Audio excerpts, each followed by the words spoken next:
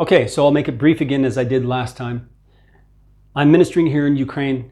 You know that. You know it's a war zone. We've had many air raids lately. There have been lots of rockets fired across Ukraine by Russia.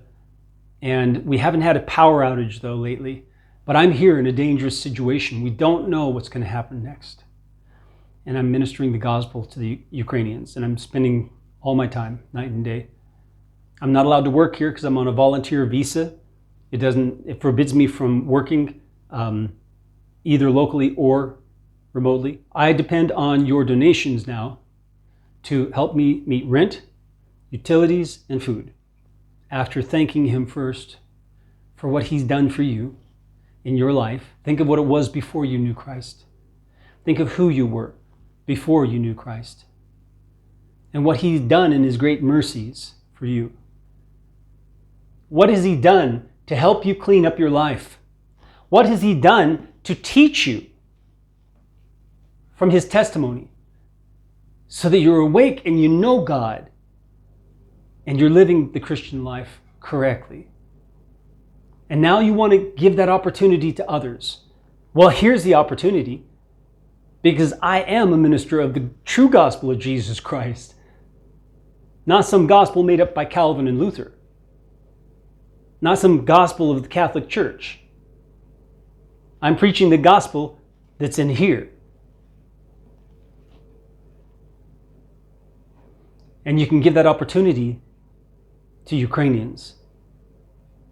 Be part of this ministry and see in your heart how much you want to give. And give it. Don't hesitate.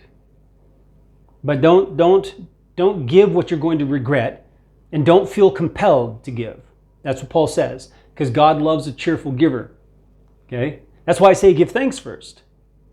You give thanks first, and then you decide how much you want to give, and then you are a cheerful giver. Now on with the lesson. So today we're going to talk about false teachers. We haven't talked about them for a long time.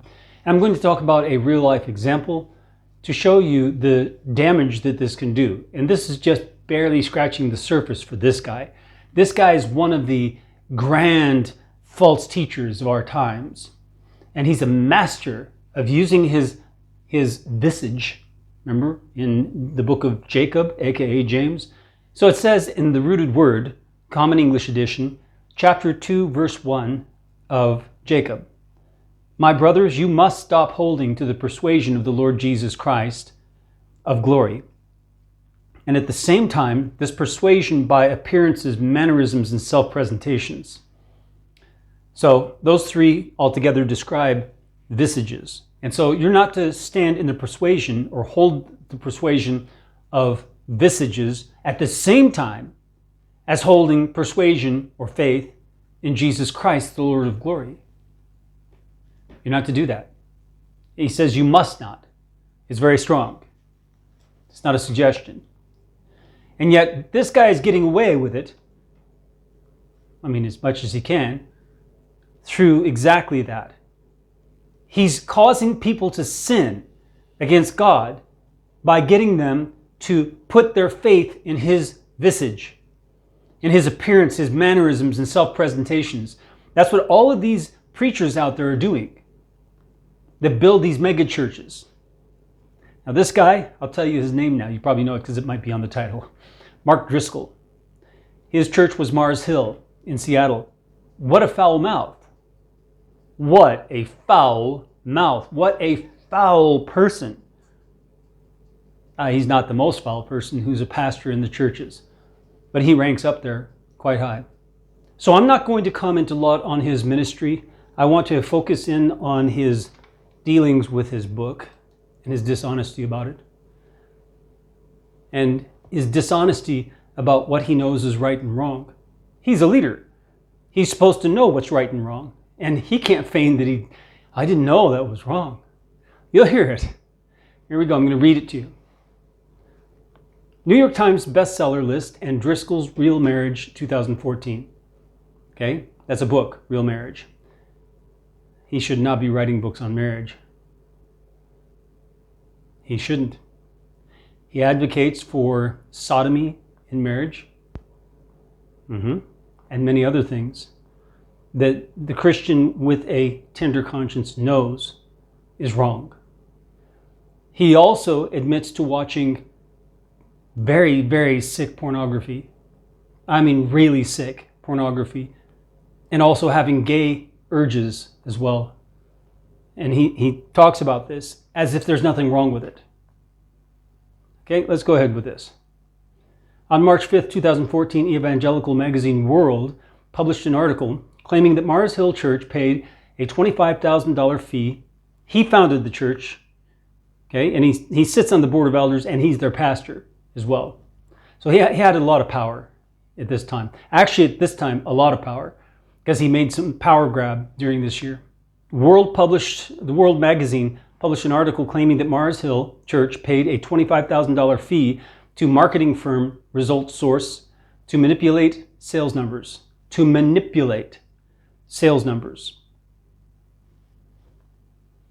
Who would not know that that's wrong? Oh, he's pretending. He's playing the victim. That's what they do. They play the victim to get your sympathy. And he does that with his looks too. You can see his eyes shift from like a predator to a little boy, you know? Yeah. If he's talking about himself and his failings, he shifts to a little boy look with big eyes. Then when he's talking about men in the church, then he looks like a predator. And he does this with his visage. And you're not to put your faith in that. You're to treat him as anyone else. Here we go. To manipulate sales numbers of Mark Driscoll's book, Real Marriage, and thereby attain a place on the New York Times bestseller list. They're paying this marketing firm to make sure, by manipulation, that his book is listed on the bestsellers list. Result Source accomplished this objective.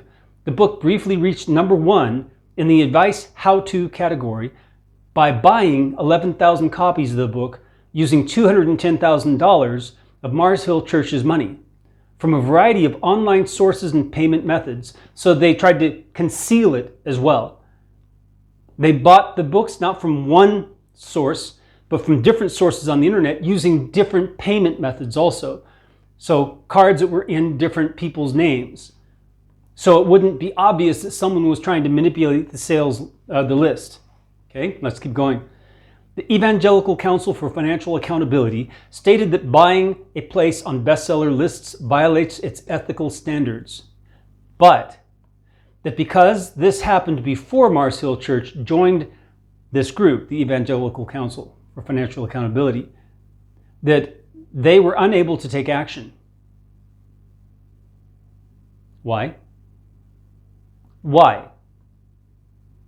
Even if it happened before they joined, it is still an issue that needs to be dealt with.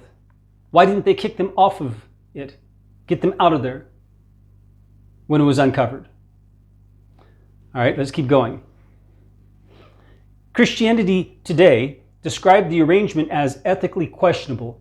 Yeah, that's Christianity today. Everything's questionable. Everything's gray.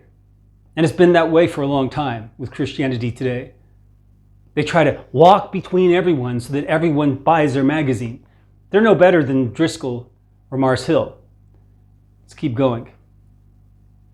And Carl Trueman of religion journal First Things decried the revelation, writing, "The overall picture is one of disaster and has raised questions not simply about personal integrity, but also the very culture of American evangelicalism." Okay, all right. That's not far off, really. Driscoll had used the apparent success of Real Marriage to negotiate a multi-book deal with Christian publisher Tyndale House. Of course, Tyndale's named after one of the biggest charlatans in history. Go watch the video I made on Tyndale as a false teacher. I've made 2 of them, I think. Anyway, go watch. The first book he was burned at the stake, rightfully so, as a criminal.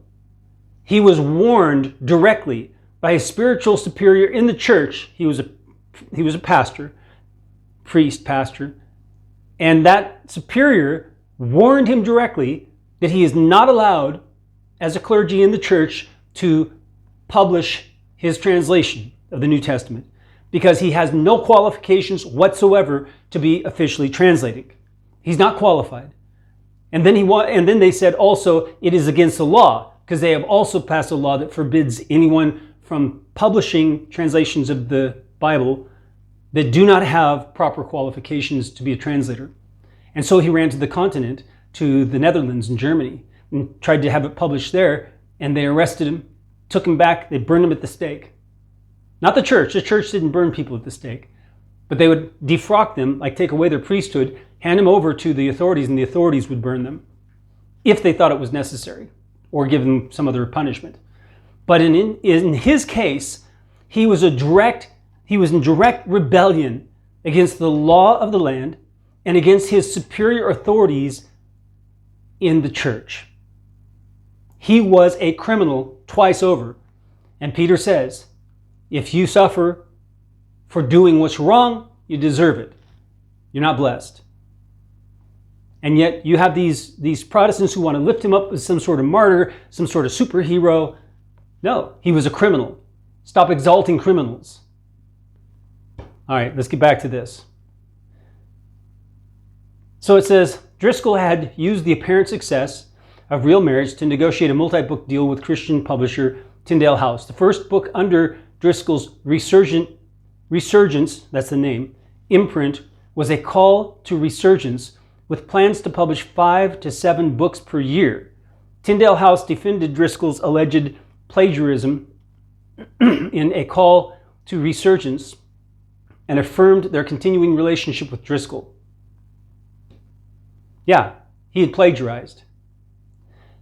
Mars Hill Church responded with a statement writing, while not uncommon or illegal, this unwise strategy of buying one's own books to drive up book sales figures is not one we had used before or since, and not one we will use again. Mars Hill also claimed that the true cost of the effort was less than what has been reported. On March 17, 2014, Driscoll posted an open letter of apology in response to this controversy and others. There's innumerable controversies he's been in of unethical and immoral behavior. He writing that he will no longer claim to be a New York Times bestselling author, and that he now sees the result source marketing campaign as manipulating a book sales reporting system, which is wrong. That he now sees it as wrong. Really? That's so hard to see as wrong? You only see it as wrong when you get caught. That's the kind of person he is. Yep. He only saw it as wrong when he got caught. Do you know children like that? A lot of children are like that. Oh, I didn't know it was wrong. I'm sorry, I won't do it again.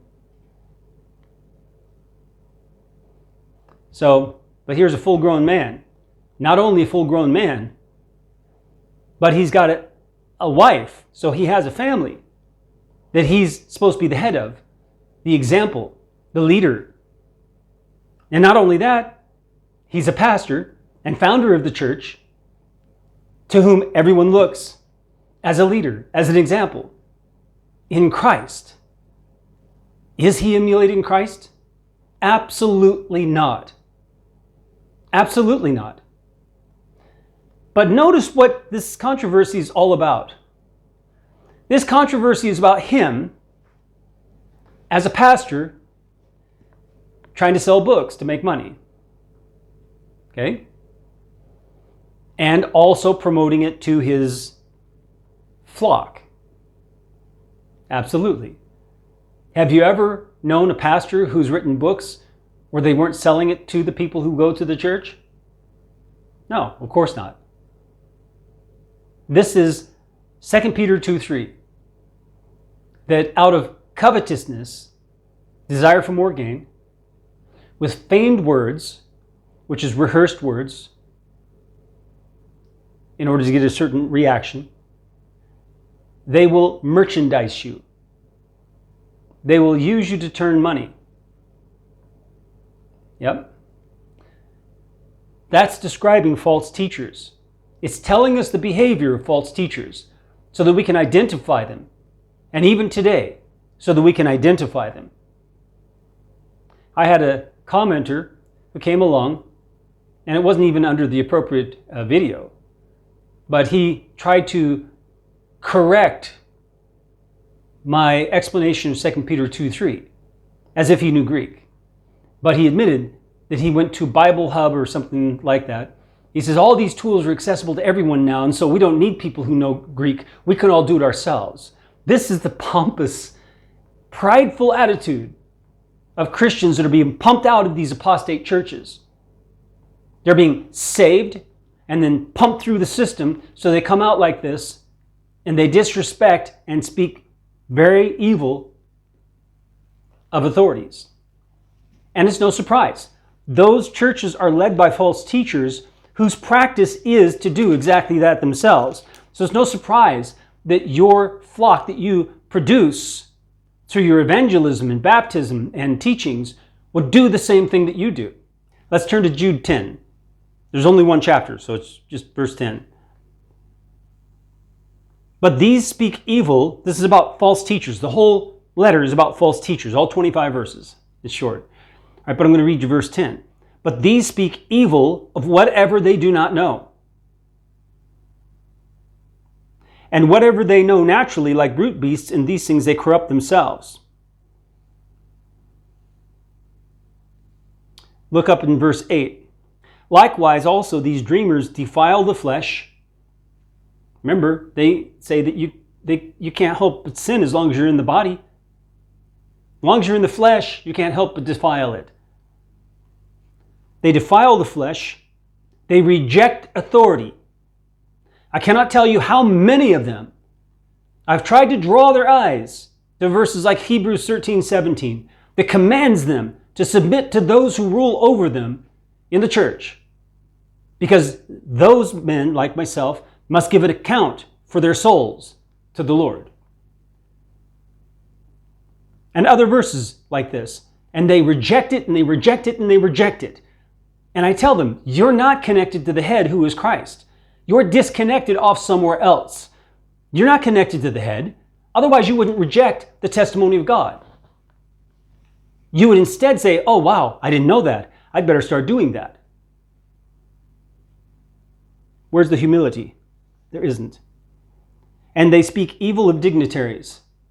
So Mark Driscoll, as you can see, is a false teacher par excellence. He cares not for morality. And he, as one person explained also in this description of a lot of the problems, he talks often about his, cover your ears, women, penis. In church, in his sermons. He talks a lot about sex. And he even advocates for sexual behavior which is not just deviant, it's despicable. It is despicable. You would be shocked if you heard not just what he says that some people do, but that it's okay to do. It's sick. So I hope this has helped you a little bit to give you an orientation to one of the false teachers and what it looks like in their life, when something blows up, right? And then people start realizing that he has something wrong. Or they'll finally wake up and they say, I kind of wondered why I felt something back in 2007, and here it is 2014, and finally something blows up, and then they finally go, yeah, there is something wrong with him. That means there's something wrong with them too. If they can see that, and they smell it, they smell smoke, but they don't look for fire. The fire that burns down the place is on their heads too. So, there's no excuse.